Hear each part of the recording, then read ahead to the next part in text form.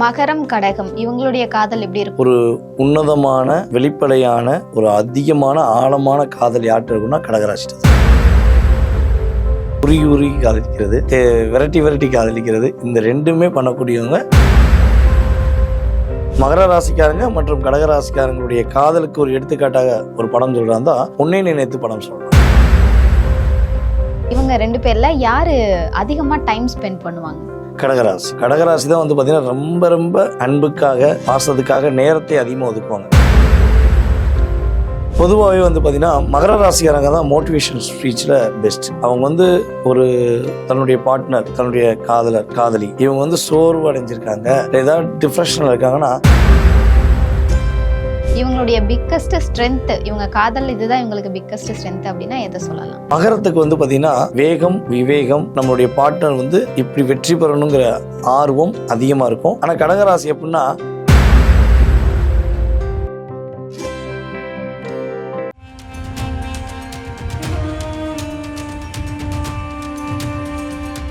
மகரம், கடகம் இவங்களுடைய காதல் எப்படி இருக்கும்? யார் அதிகமாக காதலை வெளிப்படுத்துறவங்களா இருப்பாங்க சார்?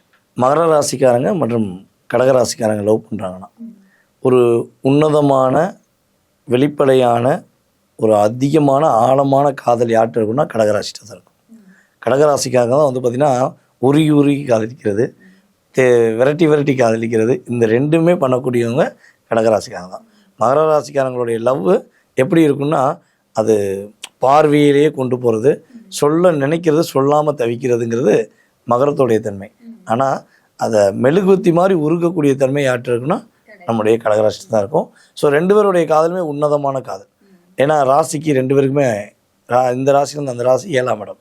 இவங்க ரெண்டு பேருமே லவ் பண்ணுறாங்கன்னா விரைவில் ஒரு திருமண வாழ்க்கைக்குள்ளே போய் ஒரு சந்தோஷமாக இருக்கக்கூடிய அன்பு, பண்பு, பாசம் எல்லாமே அவங்க ரெண்டு பேருக்குள்ளுமே இருக்கும். மகர ராசிக்காரங்க மற்றும் கடகராசிக்காரங்களுடைய காதலுக்கு ஒரு எடுத்துக்காட்டாக ஒரு படம் சொல்கிறாங்க தான் உன்னை நினைத்து படம் சொல்லலாம். நம்முடைய சூர்யா சாரும் நம்முடைய ஸ்னேகா மேம், இந்த ரெண்டு பேருடைய காதலை சொல்லலாம். அதில் லைலா மேம் நடிச்சிருப்பாங்க. அந்த கேரக்டர் நமக்கு வேறு கதையில் வரும். ஆனால் நம்ம கேரக்டருக்குரிய கதை என்னென்னா உன்னை நினைத்தில் ஸ்னேகாவுடைய காதலும் நம்முடைய சூர்யாவுடைய காதலும் அப்படியே அந்த மென்மையாக அந்த உள்ளுணர்வோடு அந்த அன்பை வெளிப்படுத்தி யாரையும் காயப்படுத்தாமல் திருமண வாழ்க்கைக்குள்ளே போகணுங்கிற ஒரு வெளிப்படைத்தன்மையை கொண்டு வரது தான் இந்த காதல். மகரம், கடகம் இவங்க ரெண்டு பேர்ல யாரு அதிகமாக டைம் ஸ்பெண்ட் பண்ணுவாங்க? கடகராசி. கடகராசி தான் வந்து பார்த்திங்கன்னா ரொம்ப ரொம்ப அன்புக்காக பாசத்துக்காக நேரத்தை அதிகமாக ஒதுக்குவாங்க. தனக்கு ஒதுக்குறாங்களோ இல்லையோ, தன்னுடைய தேவைக்கு ஒதுக்குறாங்களோ இல்லையோ, ஆனால் தன்னுடைய காதலனுக்காக காதலிக்காக அதிக நேரம் ஒதுக்குறது நம்முடைய கடகராசிக்காரங்க தான். மகர ராசிக்காரங்க ஒதுக்குவாங்க. ஆனால் ஒதுக்கும் போது என்ன நினைப்பாங்கன்னா, இந்த டயத்தில் அந்த வேலை பார்க்கணும்ல, ஸோ அந்த வேலையை பார்த்துட்டு வந்து இங்கே கொஞ்சம் இவங்களை போய் பார்க்க போவோம் அப்படின்னு கொஞ்சம் டயத்தை அவன் கொஞ்சம் தள்ளி வச்சுட்டு வேலைக்கு கவனம் செலுத்துறது, இல்லை தேவையில்லாத வேலைக்கு கவனம் செலுத்துறது எல்லாமே மகரம் தான். ஓகே சார், இந்த ஸ்பெஷல் டேஸ்லாம் இருக்கும் லவ்வர்ஸ்குள்ளே, ஃபஸ்ட்டு டே மீட் பண்ணது, ஃபஸ்ட்டு கிஃப்ட் கொடுத்தது, அந்த மாதிரி நாட்கள் எல்லாம் ஞாபகம் வச்சு யார் வந்து செலிப்ரேட் பண்ணுவாங்க? நம்மளுடைய கடகராசிக்காரங்க தான். இந்த ஸ்டோரேஜ் மைண்ட் அப்படிங்கிறது வந்து கடகத்துக்கு எப்பொழுதுமே உண்டு. அது எந்த விஷயமா இருந்தாலும் உண்டு. அதுவும் தனக்கு பிடித்தவங்களுடைய ஒவ்வொரு செயல்பாடும், நீங்கள் என்னை பார்க்க வரும்போது இந்த ட்ரெஸ் தான் போட்டிருந்தீங்க, கண்ணாடி போட்டிருந்தீங்க, அது கருப்பு கலர் கண்ணாடி போட்டிருந்தீங்க, நீங்கள் வரும்போது பின்னாடி வந்து ஒரு லாரி வந்துச்சு, அந்த லாரி ஓவர்டேக் பண்ணி தான் என்னை பார்த்தீங்கன்னு ஒவ்வொரு விஷயங்களையும் பார்த்தது, சண்டை போட்டது, அதே போல் வந்து பார்த்திங்கன்னா கிஃப்ட்டு கொடுத்தது, அந்த கிஃப்ட்டில் என்ன கலர் இருந்துச்சு, என்ன எழுதுனாங்க, அதில் எல்லாத்தையும் நோட் பண்ணி பக்கா ரொம்ப ரொம்ப பக்காவாக ஸ்டோர் பண்ணது கடகராசி தான். அப்போ மகர ராசிக்காரன் கூட கேட்பாங்க, எப்படி நான் கிஃப்ட்டை கொடுத்தேன் அவ்வளோதான், ஆனால் அந்த கிஃப்ட்டில் இவ்வளோ விஷயம் இருக்குது, இவ்வளோ கதை இருக்குங்கிறது நீ சொன்னப்போ தான் எனக்கே புரியும்னா, இல்லை நான் உங்களை நேசிக்கிறதும் நீ கொண்டு வர ஒவ்வொரு பொருளையும் சுவாசிக்கிறதும் எனக்கு வந்து ரொம்ப ரொம்ப முக்கியம். அதனால் நான் உங்களுடைய மூச்சு காற்றை கூட எந்த சைட்லேருந்து நீங்கள் விடுவீங்க அப்படிங்கிறத நான் சுவாசிப்பேன் அப்படிங்கிற உணர்வுபூர்வமான அன்பு கடகத்துக்கு இருக்குது. ஓகே சார், அவங்களோட பார்ட்னருக்காக சின்ன சின்ன விஷயத்த கூட மோட்டிவேட் பண்ணி நீ பண்ணு சக்ஸஸ் ஆகும் அப்படின்னு சொல்லி மோட்டிவேட் பண்ணுறது யார்? பொதுவாகவே வந்து பார்த்திங்கன்னா மகர ராசிக்காரங்க தான் மோட்டிவேஷன் ஸ்பீச்சில் பெஸ்ட். அவங்க வந்து ஒரு தன்னுடைய பார்ட்னர், தன்னுடைய காதலர், காதலி இவங்க வந்து சோர்வு அடைஞ்சிருக்காங்க, ஏதாவது டிப்ரெஷனில் இருக்காங்கன்னா உன்னால் முடியாது, யாராலையும் முடியாது, நீ ஏன் யோசிக்க, கண்டிப்பாக முடியும், நான் உன் பின்னாடி நிற்கேன், நீ யோசிக்காமல் செய், உனக்கு ஃபுல் சப்போர்ட் பண்ணுவேன், நீ வருத்தமே படக்கூடாது, நீ கண்கலங்கக்கூடாதுன்னு அந்த உணர்வுபூர்வமான வார்த்தைகள் மூலமாக வெளிப்படுத்தக்கூடிய தன்மை யாருக்கு இருக்குன்னா நம்முடைய மகர ராசிக்கு இருக்கும். கடகராசியும் இதை வந்து வெளிப்படுத்துவாங்க. ஆனால் கடகராசி வந்து பார்த்திங்கன்னா அந்த இன்வால்மெண்ட்டோட நான் கையை பிடிச்சிக்கிட்டு நான் இருக்கேன், நீ குழப்படாங்க, நான் உங்கள் கூடயே வரேன், நான் உங்கள் கூட தான் இருப்பேன்னு அந்த உணர்ச்சிப்பட்டு அந்த உணர்ச்சிகளுக்கு உட்பட்டு வெளிப்படுத்தக்கூடிய தன்மை நம்முடைய கடகத்துக்கு இருக்கும்.